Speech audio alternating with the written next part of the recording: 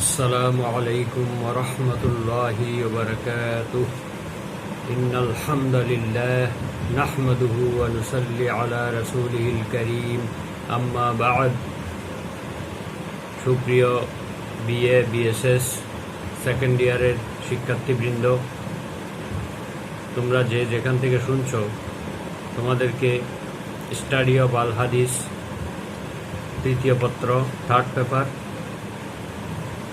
এই ক্লাসে তোমাদেরকে স্বাগতম জানাচ্ছি। আশা করি আল্লাহর রহমতে সবাই ভালো আছো।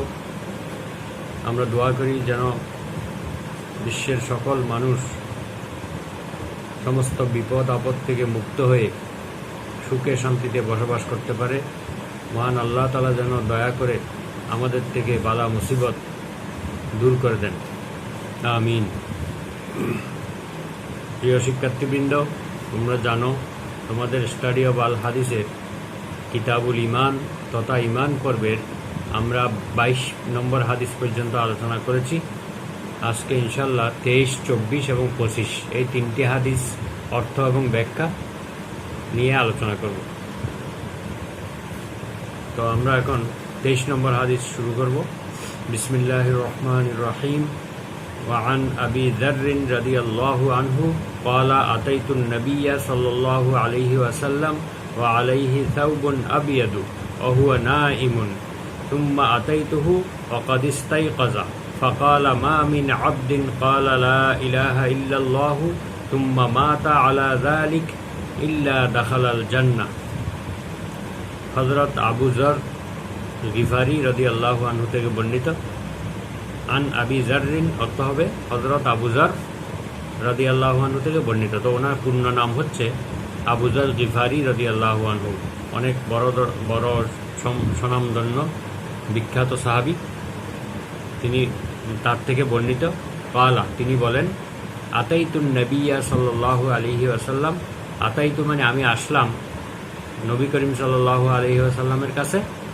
ওয়া আলাইহি সাউবুন আবিয়াদু ওয়া হুয়া নাইমুন, তার গায়ের উপরে ছিল, ওয়া আলাইহি তার উপরে ছিল, সাউবুন কাপড়, আবিয়াদু সাদা, অর্থাৎ তার গায়ের উপরে একটি সাদা কাপড় ছিল। অহুয়া না ইমুন, তিনি ঘুমন্ত ছিলেন। অহুয়া তিনি, না ইম মানে ঘুমন্ত, অর্থাৎ আমি মহানবী সাল্লাল্লাহু আলাইহি ওয়াসাল্লামের কাছে আসলাম, তিনি একটি সাদা কাপড় গায়ে দিয়ে ঘুমন্ত ছিলেন। সুম্মা আতাইতুহু, সুম্মা মানে কিছু সময় পর আমি আবার আসলাম। আতাইতুহু মানে আমি তার কাছে আসলাম। আতাইতু আমি আসলাম, হু তার কাছে। সুম্মা মানে সুম্মা শব্দটা ব্যবহৃত হয় একটা কাজের কিছু সময় পরে আরেকটা কাজ করা বোঝানোর জন্য। সুম্মা আতাইতুহু, তারপরে আমি আবার তার কাছে আসলাম। ওয়াকাদ ইস্তায়কাযা, তিনি এর মধ্যে জাগ্রত হয়েছে। ওয়াকাদ ইস্তায়কাযা, তিনি ঘুম থেকে জেগে উঠেছেন। ফাকালা, অতঃপর বললেন, অর্থাৎ মহানবী সাল্লাল্লাহু আলাইহি ওয়াসাল্লাম বললেন, মা মিন আবদিন ক্বালা লা ইলাহা ইল্লাল্লাহ। মা মিন আবদিন, কোনো বান্দা, ক্বালা কোনো বান্দা যদি বলে লা ইলাহা ইল্লাল্লাহু, আল্লাহ ছাড়া প্রকৃতপক্ষে কোনো মাবুদ নেই, অথবা আল্লাহ ছাড়া সত্যিকারের কোনো মাবুদ নেই, উপাস্য নেই। সুম্মা মাতা, অতঃপর সে মারা গেল, আলা যালিকা, এই বিশ্বাসের উপরে বা এই কথার উপরে সে মারা গেল, ইল্লা দাখালাল জান্নাহ, সে জান্নাতে প্রবেশ করবে। দাখালাল জান্নাহ, সে জান্নাতে প্রবেশ করবে।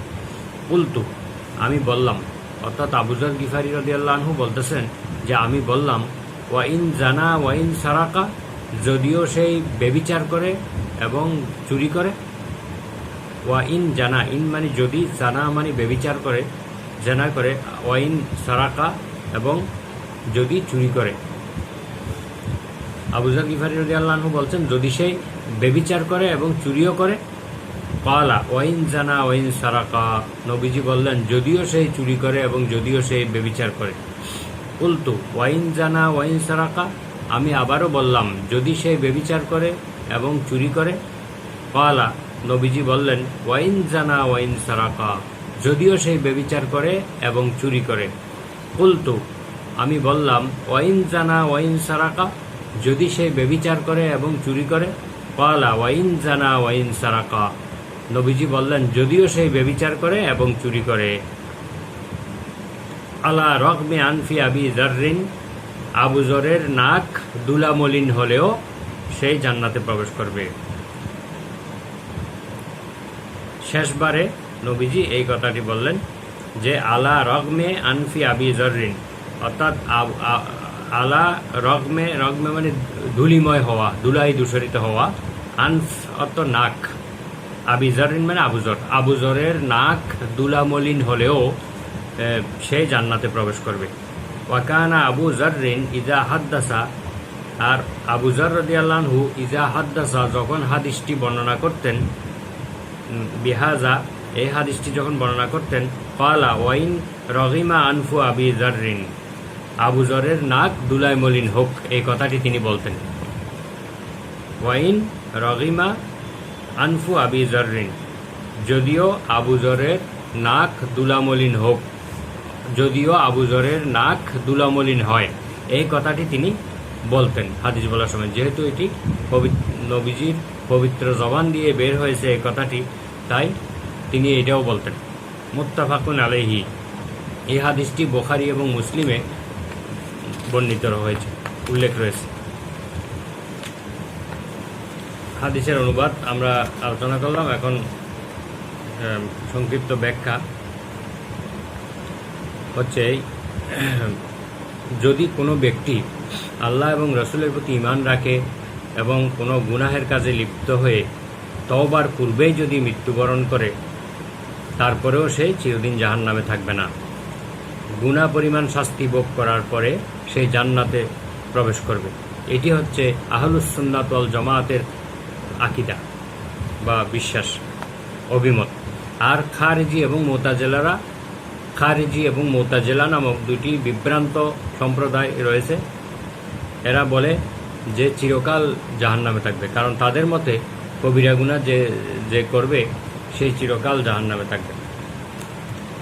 তো হযরত আবু যর রাদিয়াল্লাহু আনহুর এই হাদিসে দ্বারা বোঝা যায় যে, যে ব্যক্তি কলেমার সাক্ষ্য দিবে, অর্থাৎ লা ইলাহা ইল্লাল্লাহ বলবে, এরপরে যদি সে মৃত্যুবরণ করে, সেই ইমানদার হিসেবে বেহেশত লাভ করবে, যদিও শাস্তির পরেও যদি হয়। কবিরা গুনাহে লিপ্ত ব্যক্তি হলেও সে বেহেশতে প্রবেশ করবে। হযরত আবু হুরায়রা রাদিয়াল্লাহু আনহু এর হাদিস দ্বারা জানা যায় যে, ইমানদার অবস্থায় কেউ ব্যভিচার করতে পারে না, চুরি করতে পারে না, ডাকাতি করতে পারে না। তাহলে এই হাদিস দ্বারা তো একটা দ্বন্দ্ব সৃষ্টি হয়েছে। আবু হুরায়রা রাদিয়াল্লাহু আনহু বর্ণিত একটা হাদিসে বলা হয়েছে যে, ইমানদার অবস্থায় কেউ ব্যভিচার করতে পারে না, চুরি ডাকাতি ইত্যাদি কোনো কবিরা গুনাহ করতে পারে না। তাহলে এই দুই হাদিসের মধ্যে যে একটি দ্বন্দ্ব দেখা দিল, বর্তমান হাদিসে বলা হচ্ছে যে লা ইলাহা ইল্লাল্লাহ বললেই সেই জান্নাতে প্রবেশ করবে। তাহলে এই দুইটা হাদিসের দ্বন্দ্বের সমাধান হলো এই যে, আবু হুরায়রা রাদিয়াল্লাহু আনহুর হাদিসে এটা ঈমানের পরিপূর্ণতার দিক থেকে বলা হয়েছে, অর্থাৎ যে ব্যক্তি এই অপরাধগুলো করবে, যে ব্যভিচার করবে, চুরি ডাকাতি এগুলো করবে, খারাপ গুনাহের কাজ করবে, সেই তার ঈমানের দুর্বলতা রয়েছে, সে পরিপূর্ণ ঈমানদার নয়, অর্থাৎ ঈমানের পূর্ণতার দিক থেকে এই কথা বলা হয়েছে। আর অর্থাৎ সেই মুমিনে ফাসেক, পাপিষ্ঠ মুমিন হবে, সেই অপরাধের শাস্তি ভোগ করার পরে জান্নাতে প্রবেশ করবে। সুতরাং এই বর্তমান হাদিসেও তাই, যে ব্যক্তি বিশ্বাস করবে এবং মুখে বলবে যে লা ইলাহা ইল্লাল্লাহ, আল্লাহ ছাড়া কোনো সত্যিকারের মাবুদ নেই, সেও যদি গুনাহও থাকে, তাহলে সে গুনাহ পরিমাণ শাস্তি ভোগ করার পর সে জান্নাতে প্রবেশ করবে। সুতরাং এই দুই হাদিসের মধ্যে কোনো দ্বন্দ্ব নেই। তো এখানে এই হাদিসে চুরি এবং ব্যভিচার এই দুইটা জিনিসকে কেন বলা হয়েছে? যখন আবু যর গিফারি রাদিয়াল্লাহু আনহু শুনলেন যে লা ইলাহা ইল্লাল্লাহ বললেই সেই জান্নাতে প্রবেশ করবে, তখন আবু যর গিফারি রাদিয়াল্লাহু আনহুর মনের মধ্যে একটু খটকা লাগলো যে যে এই মানুষ তো অনেক বড় বড় গুনাহ করে, এই বড় বড় গুনাহ থাকা সত্ত্বেও সে কি এই কলেমা পাঠ করলে জান্নাতে প্রবেশ করবে? তার মনের এই খটকার কারণে তিনি এই কথাটি বলেছিলেন, ওয়াইন জানা ওয়াইন সারাকা, যদি যদি সেই ব্যভিচার করে এবং চুরির মতো এরকম কবিরা গুনাহ করে, ব্যভিচারের মতো কবিরা গুনাহ করে, তারপরেও কি সেই জান্নাতে প্রবেশ করবে? তো তিনি আশ্চর্য হয়ে এই প্রশ্নটি করেছিলেন। তখন নবীজি বললেন যে হ্যাঁ, যদিও সেই ব্যভিচার করে এবং চুরি করে, তারপরেও সেই জান্নাতে যাবে। 3 বার এই কথাটি পুনরাবৃত্তি করলেন আবু যর গিফারি রাদিয়াল্লাহু আনহু। নবীজিও 3 বার তাকে একইভাবে উত্তর দিলেন এবং শেষবার বললেন, আলা রগমে আনফি আবি জরিন, আবু জরের নাক দুলাই দূষরিত হলেও সেই জান্নাতে প্রবেশ করবে। এর অর্থ হলো, এটা একটি প্রবাদ বাক্য। এর আসলে প্রকৃত অর্থ হলো যে আবু জরের অপছন্দ হলেও সেই লোক জান্নাতে প্রবেশ করবে। অর্থাৎ আবু জর না চাইলেও কি হবে, সেই লোক জান্নাতে প্রবেশ করবে ঈমান থাকার কারণে। তো এই কথা দ্বারা আবু যর গিফারি রাদিয়াল্লাহু আনহুর মনের সন্দেহ দূর হলো। আর তিনি এখানে এতগুলো গুনাহের কথা বাদ দিয়ে শুধুমাত্র ব্যভিচার এবং চুরিকে কেন বললেন? গুনাহ সাধারণত দুই প্রকার হয়ে থাকে। একটা হলো আল্লাহর হক সংশ্লিষ্ট গুনাহ, আর একটা হলো বান্দার হক সংশ্লিষ্ট গুনাহ। তো ব্যভিচারটা হলো আল্লাহর হক সংশ্লিষ্ট গুনাহ, কারণ আল্লাহ তাআলা ব্যভিচারকে হারাম করেছেন, তিনি নিষিদ্ধ করেছেন। তো ব্যভিচার যদি কেউ করে, সে আল্লাহর হক নষ্ট করলো। আর চুরি হলো অন্যের মাল হরণ করা, এটি হলো বান্দার হক সংশ্লিষ্ট বিষয়। তো এই চুরি দ্বারা বান্দার হক নষ্ট করার গুনাহ হয়। তাই আবু যর গিফারি রাদিয়াল্লাহু আনহু এই 2টি গুনাহের উল্লেখ করেছেন, ওয়াইন জানা ওয়াইন সারাকা, যদি সে ব্যভিচার করে এবং চুরি করে। এখানে একটা হলো আল্লাহর হক সংশ্লিষ্ট, আর একটা বান্দার হক সংশ্লিষ্ট। এই 2টি গুনাহের উল্লেখ করে তিনি তার মনের মধ্যে যে খটকা বা সন্দেহ এসেছিল তা সেই ব্যাপারে জানতে চেয়েছিলেন।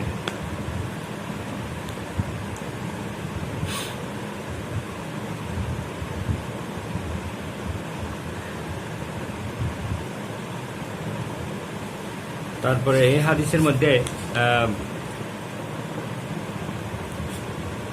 এই হাদিস দ্বারা স্পষ্ট হলো যে যদি একবার কেউ বিশ্বাসের সাথে, আন্তরিক বিশ্বাসের সাথে লা ইলাহা ইল্লাল্লাহ বলে, তাহলে সেই যত গুনাহগারী হোক না কেন, ওই গুনাহের পরিমাণ শাস্তি ভোগ করার পরে, অথবা আল্লাহ তাআলা যদি তাকে ক্ষমা করে দেন, সেই ক্ষমা প্রাপ্তির পরে সেই জান্নাতে প্রবেশ করবে। এই বিষয়টি বিখ্যাত সাহাবী আবু যর গিফারি রাদিয়াল্লাহু আনহুকে একটু বিস্মিত করেছিল, আশ্চর্য করে ফেলেছিল যে শুধু এই কলমাটা পড়লেই সেই বেহেশতে চলে যাবে। তাই তিনি নবীজিকে 3 বার প্রশ্ন করেছিলেন যে যদিও সেই ব্যভিচার করে এবং চুরি করে, তারপরেও জান্নাতে প্রবেশ করবে। তখন নবীজি তার মনের সন্দেহ দূর করে দিয়েছিলেন এবং শেষে একটি আরবি প্রবাদ বাক্য দিয়ে বললেন যে আবু যরের নাক দুলামলিন হলেও সেই জান্নাতে প্রবেশ করবে। অর্থাৎ আবু যরের অপছন্দ হইলেও, আবু যর এটাকে পছন্দ না করলেও আল্লাহ তাকে জান্নাতে প্রবেশ করাবেন। সুবহানাল্লাহ। এবারে আমরা হাদিস নম্বর 24 আলোচনা করব। আন উবাদাহ ইবনে সামিত রাদিয়াল্লাহু আনহু, হযরত উবাদা ইবনে সামিত রাদিয়াল্লাহু আনহু থেকে বর্ণিত, ক্বালা, তিনি বলেন, ক্বালা রাসূলুল্লাহ সাল্লাল্লাহু আলাইহি ওয়াসাল্লাম, আল্লাহর রাসূল সাল্লাল্লাহু আলাইহি ওয়াসাল্লাম ইরশাদ করেন, মান শাহিদা আল্লা ইলাহা ইল্লাল্লাহু ওয়াহদাহু, মান অত যে, শাহিদা মানে সাক্ষ্য দেয়, যেই সাক্ষ্য দেয়, আন যে, লা ইলাহা ইল্লাল্লাহু আল্লাহ ছাড়া প্রকৃত কোনো মাবুদ নেই, ওয়াহদাহু তিনি এক, লা শরীকা লাহু তার কোনো শরিক নেই, তার কোনো অংশীদার নেই, ওয়া আন্না মুহাম্মাদান আর নিশ্চয়ই মুহাম্মদ সাল্লাল্লাহু আলাইহি ওয়াসাল্লাম আবদুহু ওয়া রাসূলুহু তার বান্দা এবং তার রাসূল।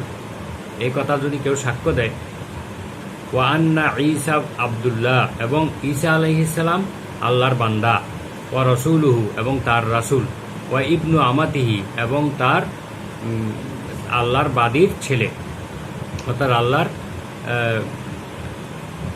আল্লাহর বান্দির ছেলে, ওয়া কালিমাতুহু এবং আল্লাহ তাআলার একটি কালেমা, অর্থাৎ আল্লাহ তাআলার বাণী, ওয়া আলকাহা ইলা মারিয়ামা যা নিক্ষেপ করা হয়েছিল মরিয়মের দিকে, আলকাহা যাহা নিক্ষেপ করা হয়েছিল, ইলা মারিয়ামা মারিয়ামের দিকে।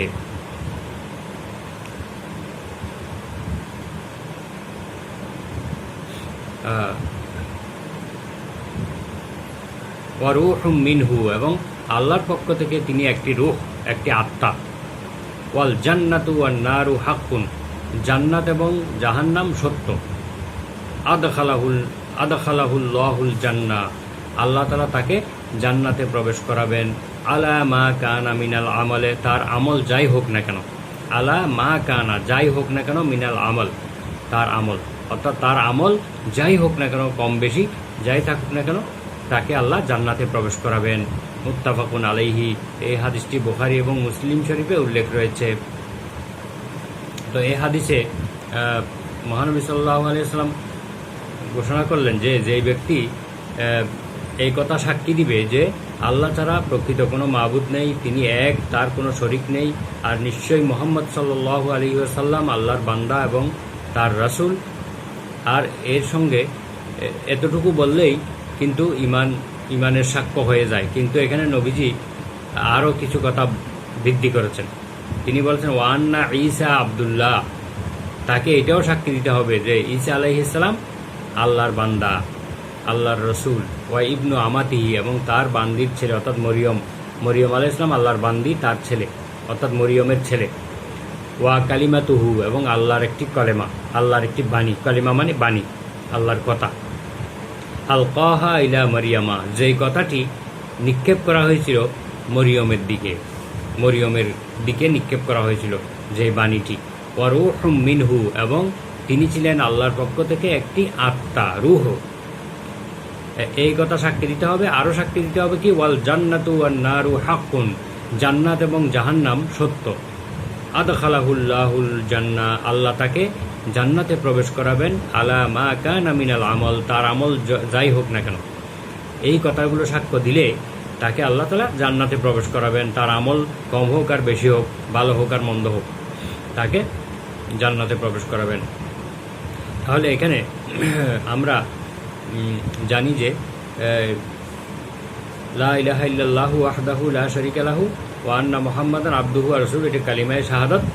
এই কালিমাটি কেউ বিশ্বাস করলে এবং বিশ্বাসের সাথে উচ্চারণ করলে তাহলে সেই মুমিন হয়ে যায়, সেই ইমানদার হয়ে যায়, এবং সেই জান্নাত লাভের উপযোগী হয়ে যান। কিন্তু এখানে মহানবী সাল্লাল্লাহু আলাইহি ওয়াসাল্লাম ঈসা আলাইহিস সালাম আব্দুল্লাহ এবং আল্লাহর রাসূল এই কথা বলে তিনি কি উদ্দেশ্য করেছেন? এই কথা বলার উদ্দেশ্য হলো ইহুদি এবং খ্রিস্টানদের মতামতের খণ্ডন করা। মহানবী সাল্লাল্লাহু আলাইহি ওয়াসাল্লাম যখন তার নবুয়ত প্রচার করছিলেন, তখন আরবের ইহুদি এবং খ্রিস্টানদের মধ্যে দুইটি মতবাদ প্রচলিত ছিল। খ্রিস্টানরা ঈসা আলাইহিস সালামকে আল্লাহর পুত্র হিসেবে মনে করত, আর ইহুদিরা ঈসা আলাইহিস সালামকে আল্লাহর নবী হিসেবে, আল্লাহর রাসূল হিসেবে তারা স্বীকার করত না। তারা তাকে পিতাহীনভাবে জন্মগ্রহণ করার কারণে তারা ঈসা আলাইহিস সালামের প্রতি অপবাদ আরোপ করত, আর তারা তাকে আল্লাহর রাসূল হিসেবে স্বীকার করত না। কিন্তু আবার খ্রিস্টানরা তাকে আল্লাহর পুত্র ভেবে তাকেও আল্লাহর সঙ্গে শরীক করত। তো এই দুটি ধারণা খণ্ডন করে দেওয়ার জন্য মহানবী সাল্লাল্লাহু আলাইহি ওয়াসাল্লাম বললেন যে শুধু এই কথা সাক্ষী দিলে হবে না, এটাও সাক্ষী দিতে হবে যে ঈসা আলাইহিস সালাম আল্লাহর বান্দা, আল্লাহর পুত্রও না, বা তিনি অন্য কোনো কিছু না, তিনি আল্লাহর বান্দা এবং তার রাসূল।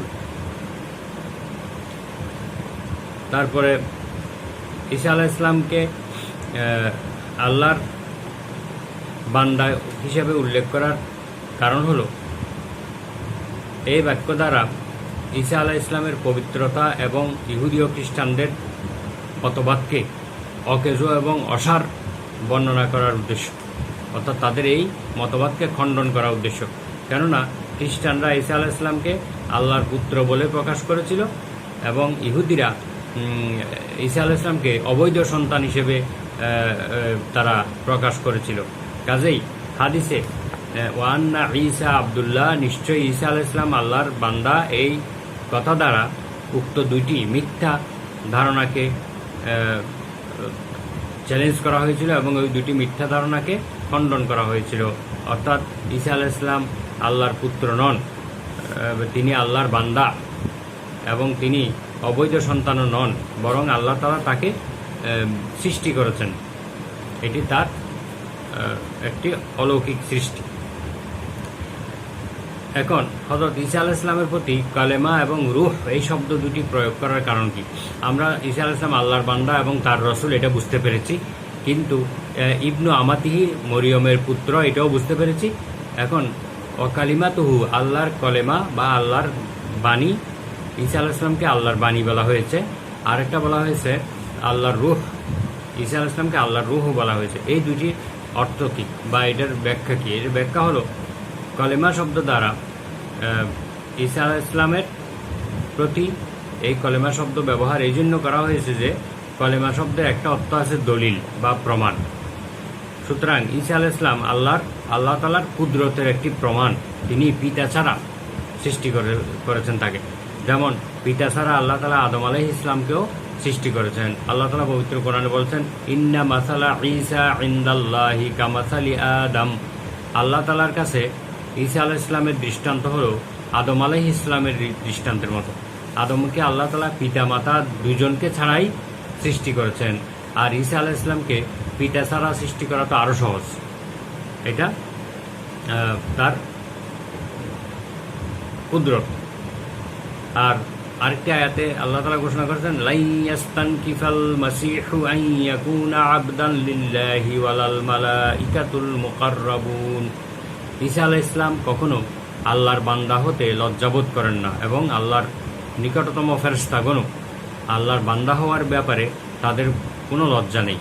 কিন্তু মানুষ জোর করে তাদেরকে আল্লাহর বান্দা থেকে আরও উপরে উঠানোর জন্য আল্লাহর পুত্র ইত্যাদি আরোপ করতে লাগলো। এটি তাদের মারাত্মক বিভ্রান্তি এবং মারাত্মক জঘন্য কাজ।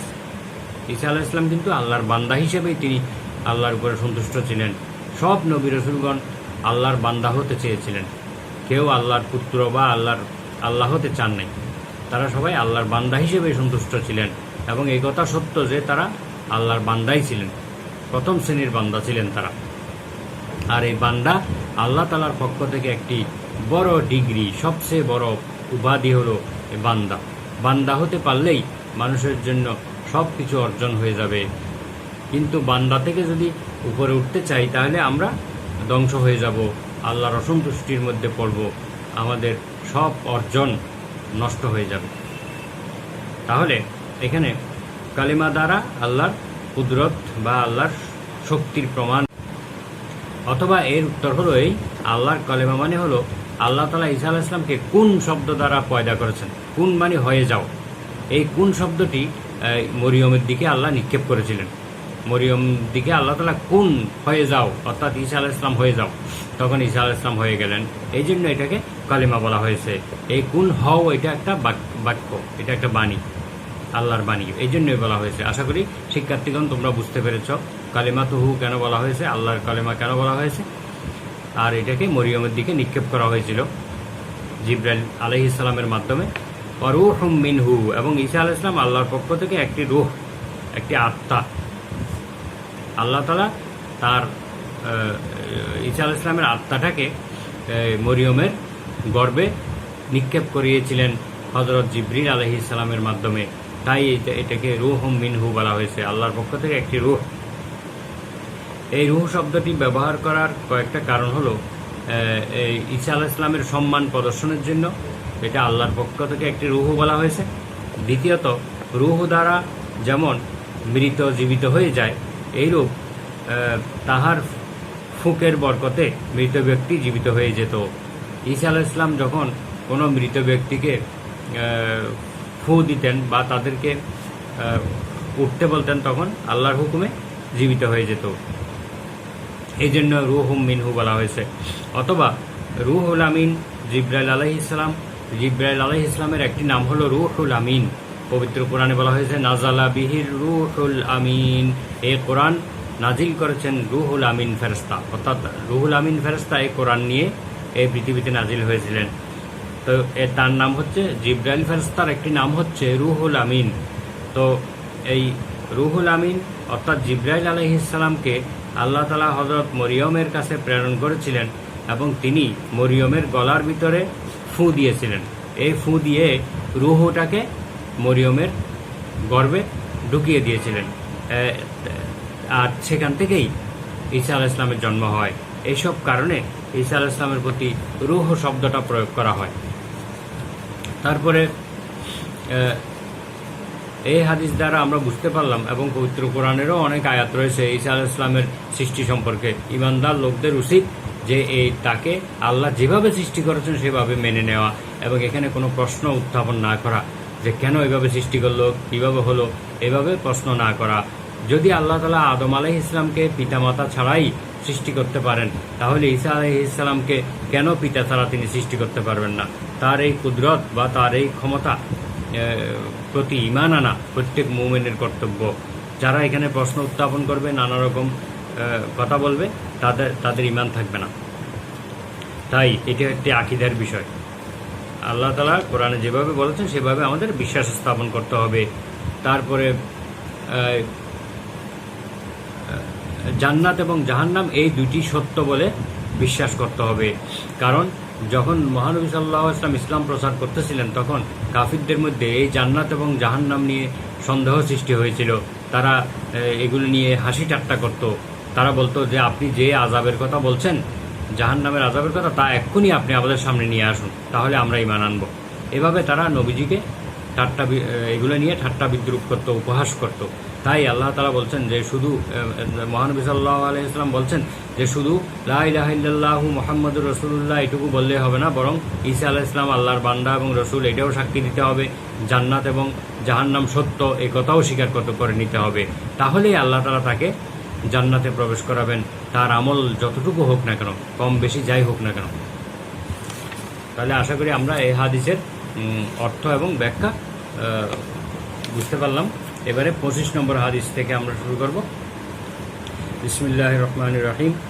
ওয়া আন আমর ইবনুল আস রাদিয়াল্লাহু আনহু قال اتيت النبي صلى الله عليه وسلم وقلت بسط يمينك فليبايعك।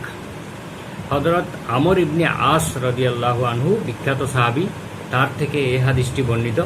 قال তিনি বলেন, আতাইতু আমি আসলাম, আর নবিয়া সাল্লাল্লাহু আলাইহি ওয়াসাল্লাম নবী করিম সাল্লাল্লাহু আলাইহি ওয়াসাল্লামের কাছে আমি আসলাম। ওয়াকুলতু এবং বললাম, উবসুত ইয়ামিনাকা আপনি আপনার ডান হাত প্রসারিত করুন।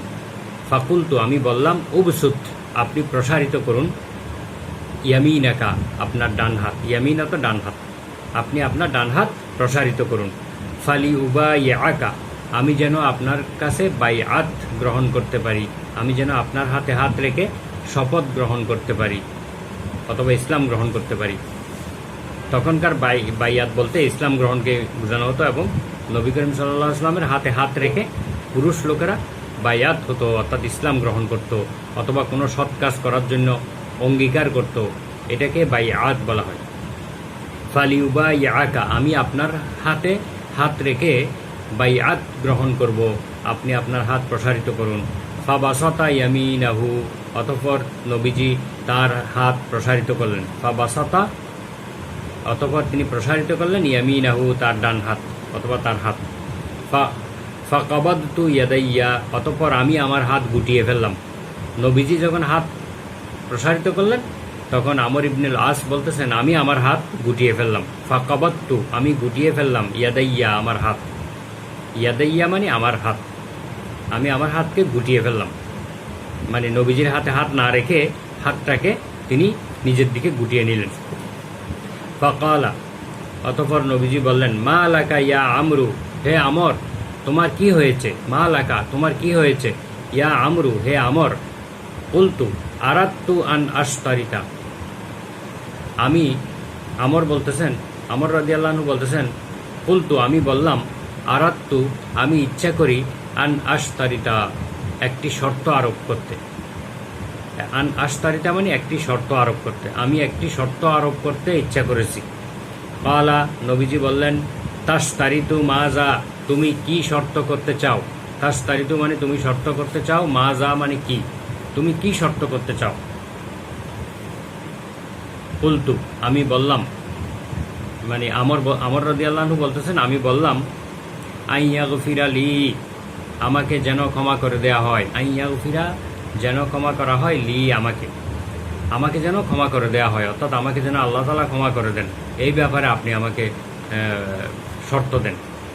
কালা নবীজি বললেন, আমা আলিমতা ইয়া আমরু, আমা আলিমতা তুমি কি জানো না, ইয়া আমরু হে আমর তুমি কি জানো না, আন্নাল ইসলামা ইয়াহদিমু মা কানা ক্বাবলাহু নিশ্চয় ইসলাম, আন্নাল ইসলামা মানে নিশ্চয় ইসলাম, ইয়াহদিমু ধ্বংস করে দেয়, মা কানা ক্বাবলাহু মা কানা যা ছিল, ক্বাবলাহু ইতপূর্বে, অর্থাৎ ইতপূর্বে যে গুনাহ ছিল সেই গুনাহগুলোকে দূর করে দেয় বা ধ্বংস করে দেয়। এটা কি তুমি জানো না? নিশ্চয় ইসলাম পূর্ববর্তী সব গুনাহ ধ্বংস করে দেয় বা পূর্ববর্তী সব গুনাহ বিনষ্ট করে দেয়, এটা কি তুমি জানো না? ইয়াহাদিমু অর্থ ধ্বংস করে দেওয়া, নষ্ট করে দেওয়া, দূর করে দেওয়া ইত্যাদি। ওয়ান্নাল হিজরাতা আর নিশ্চয় হিজরত, তাহাদিমু মা কানা ক্বাবলাহা নষ্ট করে দেয় ইতপূর্বেকার সকল গুনাহ। ওয়ান্নাল হাজ্জা আর নিশ্চয় হজ, ইয়াহদিমু মা কানা ক্বাবলাহু ইতপূর্বেকার সকল গুনাহ নষ্ট করে দেয় অথবা দূর করে দেয়। রাওয়াহু মুসলিম অত্র হাদিসটি ইমাম মুসলিম বর্ণনা করেছেন। রাওয়াহু এহা বর্ণনা করেছেন মুসলিমুন ইমাম মুসলিম, অর্থাৎ এই হাদিসটি মুসলিম শরীফে রয়েছে। এখানে আরেকটু পরবর্তী অংশ রয়েছে, এটি গ্রন্থকারের বক্তব্য, মিশকাতুল মাসাবি গ্রন্থকারের বক্তব্য, এটি হাদিসের অংশ নয়, তাই এটা আমি পড়লাম না।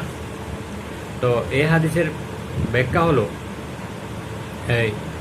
মহানবী সাল্লাল্লাহু আলাইহি ওয়াসাল্লামের সময়ে সাধারণত সাহাবায়ে কেরামরা বা নতুন যারা ইসলাম গ্রহণ করতে আসতেন তারা নবীজির হাতে হাত রেখে কলেমা পাঠ করত, আল্লাহর একত্ববাদের সাক্ষ্য দিত এবং মহানবী সাল্লাল্লাহু আলাইহি ওয়াসাল্লামের রিসালাতের সাক্ষ্য দিত।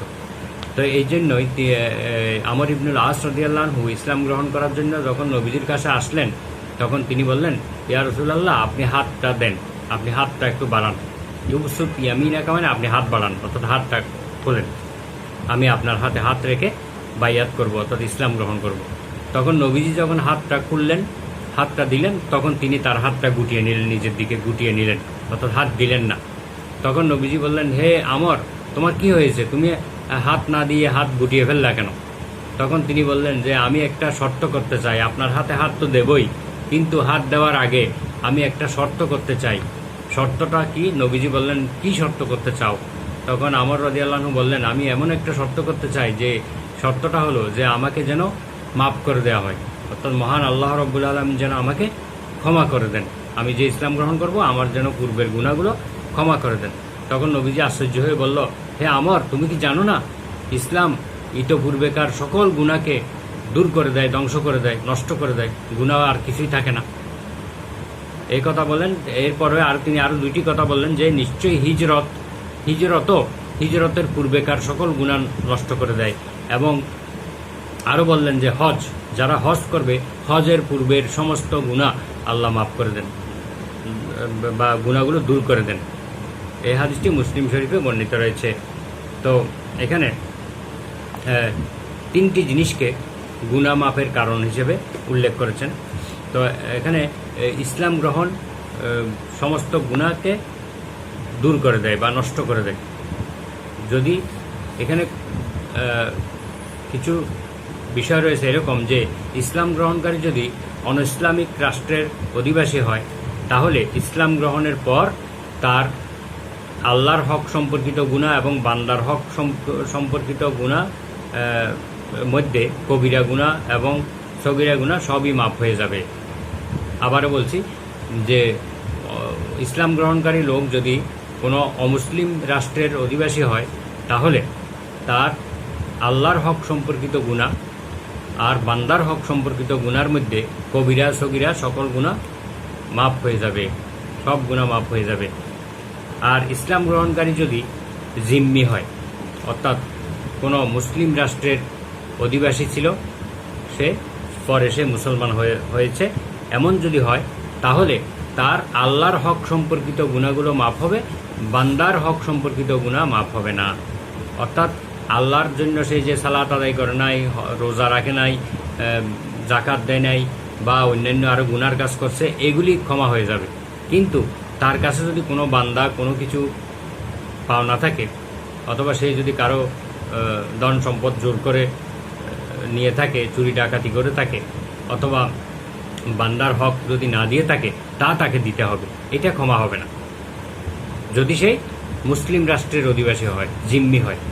জিম্মি মানে মুসলমান দেশে অমুসলিমরা ইসলামী রাষ্ট্রের আইন কানুন মেনে যারা বসবাস করে তাদেরকে জিম্মি বলা হয়। তাহলে জিম্মি যদি হয়, তাহলে তার এই আল্লাহর হক নষ্ট করার গুনাহগুলো মাফ হয়ে যাবে, বান্দার হক নষ্ট করার গুনাহ মাফ হবে না। বান্দার হকগুলো তাকে দিয়ে দিতে হবে। তারপরে হজ এবং হিজরত কাকে বলে? হিজরত বলা হয় যে দিন ধর্ম রক্ষা করার জন্য কোনো এলাকায় যদি ইসলামের বিধিবিধান সহজে পালন করা না যায়, বাধাপ্রাপ্ত হয়, তাহলে সেখান থেকে অন্য কোনো নিরাপদ জায়গায় চলে যাওয়াকে হিজরত বলা হয়। যেখানে গেলে দ্বীনের বিধিবিধান পালনে কোনো বাধা থাকবে না, ভালোভাবে পালন করা যাবে, তাই তাকে হিজরত বলা হয়। হিজরত মানে হলো ত্যাগ করা। ইসলামী পরিভাষায় ধর্মকর্ম রক্ষা করার জন্য এক স্থান ত্যাগ করে অন্য স্থানে চলে যাওয়াকে হিজরত বলা হয়। ইসলামের ইতিহাসে মহানবী সাল্লাল্লাহু আলাইহি ওয়াসাল্লাম এবং সাহাবীগণ মক্কা থেকে মদিনায় যে হিজরত করেছিলেন, এটা ইসলামের ইতিহাসে বিখ্যাত হিজরত হিসেবে পরিচিত। এর আগেও মুসলমানরা আবিসিনিয়ায় হিজরত করেছিলেন, অত্যাচার এবং নির্যাতন সহ্য করতে না পেরে তারা হিজরত করেছিলেন। তো সবচেয়ে বড় হিজরত হলো মক্কা থেকে মদিনায় হিজরত করা। এটি অনেক সওয়াবের কাজ। তাই এই হিজরত এমন একটি পুণ্যের কাজ যা পূর্বেকার সমস্ত গুনাহ মাফ করে দেয়। কেউ যদি আল্লাহর হুকুমে আল্লাহর বিধান পালন করার জন্য এক স্থান থেকে অন্য স্থানে হিজরত করে চলে যায়, তাহলে তার পূর্বেকার সমস্ত গুনাহ মাফ হবে। তো কি গুনাহ মাফ হবে এই ব্যাপারে মতভেদ রয়েছে। এইভাবে কেউ যদি হজ করে, তাহলে হজের পূর্বেকার তার সকল গুনাহ মাফ হবে। তবে এই দুটা বিষয় নিয়ে মতভেদ রয়েছে।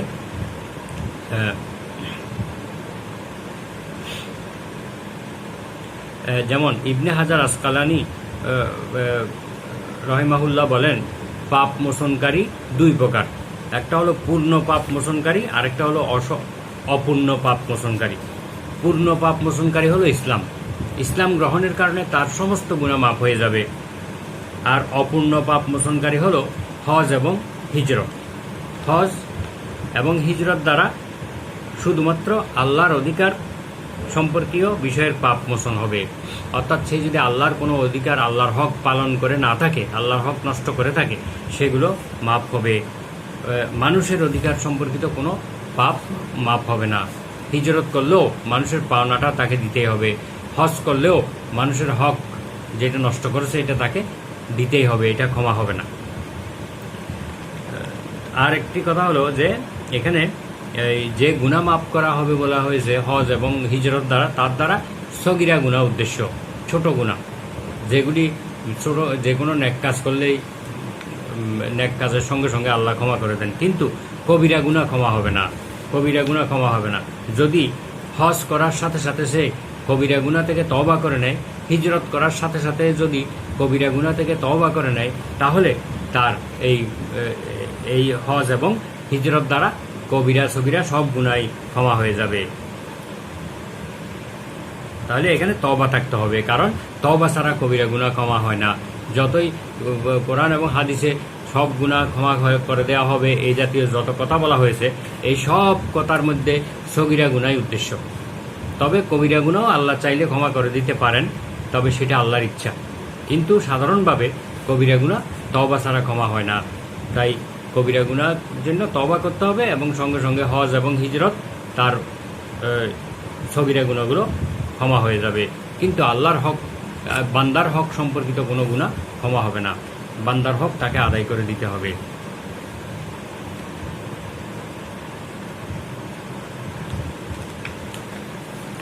তো এই হাদিস দ্বারা আরেকটি জিনিস বোঝা গেল যে কোনো ইসলাম গ্রহণের জন্য যার হাতে হাত রেখে ইসলাম গ্রহণ করবে এইভাবে হাতে হাত রাখা বৈধ। এবং আরও এই তো পূর্বে আরও একটি হাদিসে গিয়েছে যে কতগুলো গুনাহের কাজ না করার জন্য সাহাবিগণ মহানবী সাল্লাল্লাহু আলাইহি ওয়াসাল্লামের হাতে হাত রেখে শপথ করেছিলেন যে আমরা এই সৎ কাজে বিরোধিতা করব না, চুরি করব না, ব্যভিচার করব না। এইভাবে বিভিন্ন সৎ কাজের জন্য হাতে হাত রেখে বায়াত করা যায়। বায়াত মানে শপথ গ্রহণ করা। যেভাবে মহানবী সাল্লাল্লাহু আলাইহি ওয়াসাল্লাম যে বিষয়ের উপরে বায়াত করিয়েছেন, শপথ নিয়েছেন, ঠিক তদ্রূপ কোনো আলেম উলামা এবং বড় বিখ্যাত কোনো আলেম বুজুর্গ ব্যক্তি তিনিও সাধারণ মুসলমানদেরকে এই ধরনের হাতে হাত রেখে সৎ কাজের জন্য শপথ নিতে পারেন। তবে নিজের মন গড়া কোনো বিষয় পালন করার জন্য বায়াত করানো এটি উচিত হবে না। যে বিষয়গুলো আল্লাহ এবং আল্লাহ রসুলের বিধানের মধ্যে নেই, রাসূল সাল্লাল্লাহু আলাইহি ওয়াসাল্লাম যে বিষয়গুলো করার জন্য কোনো নির্দেশ দেননি, এই ধরনের বিষয় মন গড়া ইবাদত করার জন্য যে কাউকে বায়াত করানো এটি সুন্নতের পরিপন্থী। মহানবী সাল্লাল্লাহু আলাইহি ওয়াসাল্লাম যে বিষয়গুলোতে বায়াত করিয়েছেন সেই বিষয়গুলোতে যে কোনো মুসলিম ব্যক্তি, আলেম ব্যক্তি অন্যান্য সাধারণ মুসলমানদেরকে বায়াত করাতে পারে। এর উদ্দেশ্য হতে হবে এই লোকগুলি যেন আল্লাহর বিধান পালন করতে পারে, আল্লাহর বিধান পালনের জন্য তারা আগ্রহী হয়, তাদেরকে আল্লাহর বিধিবিধান শিক্ষা দেওয়া, তাদেরকে সংশোধন করা, তাদেরকে জান্নাতের পথ দেখানো, জাহান্নামের পথ থেকে বাঁচানো, এটাই উদ্দেশ্য হতে হবে, অন্য কোনো উদ্দেশ্য হওয়া চলবে না। তো আমরা আজকে এই 25 নম্বর হাদিসের মাধ্যমে তোমাদের সিলেবাসভুক্ত কিতাবুল ইমান তথা ইমান পর্বের 25টা হাদিস আমরা আলোচনা করে শেষ করলাম আলহামদুলিল্লাহ। আগামী ক্লাসে ইনশাআল্লাহ কিতাবুল ইলম বা জ্ঞান পর্বের থেকে আমরা শুরু করব। সকলের সুস্বাস্থ্য এবং দীর্ঘায়ু এবং সুখ সমৃদ্ধি কামনা করে আজকের ক্লাস এখানে সমাপ্ত করলাম। আসসালামু আলাইকুম ওয়া রাহমাতুল্লাহ। সুবহানাকা আল্লাহুম্মা ওয়া বিহামদিকা আশহাদু আল্লা ইলাহা ইল্লা আনতা আস্তাগফিরুকা ওয়া আতুবু ইলাইক।